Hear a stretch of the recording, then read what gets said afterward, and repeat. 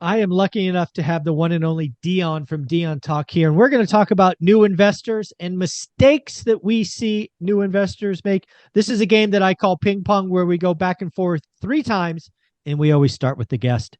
Dion, what's number one?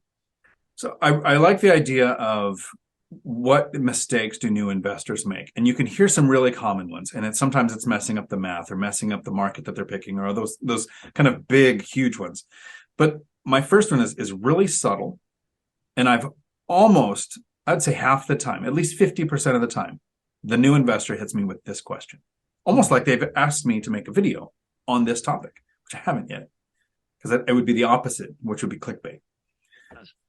The question is, how do I negotiate down my realtor fees?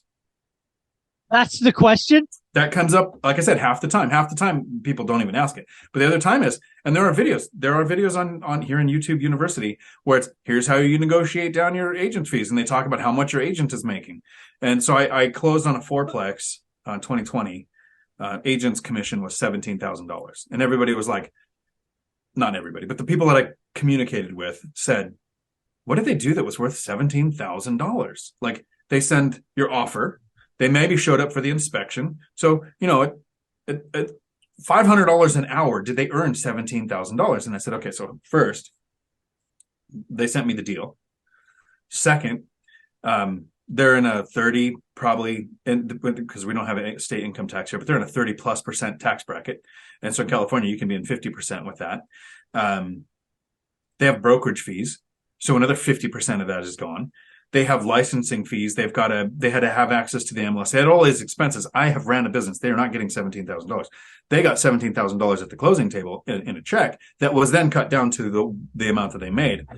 I wish he made more. Yeah. Well, the other crazy thing is, as the buyer, you're not paying that. Right, exactly. The seller's paying that. Who the freaking cares?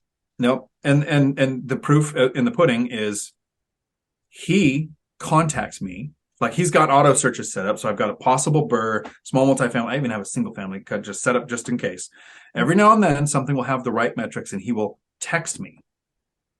In all of the emails that you've seen, did you see this deal?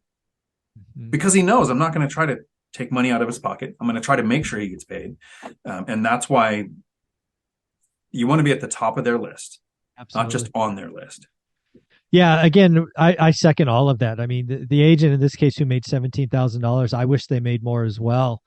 And it's not the deal they get paid on; it's the 100 of deals they bring you that go nowhere. Right? They're consistently working. They make nothing until the closing table. Right? It's a tough business to operate in. So yeah, I want them to get paid.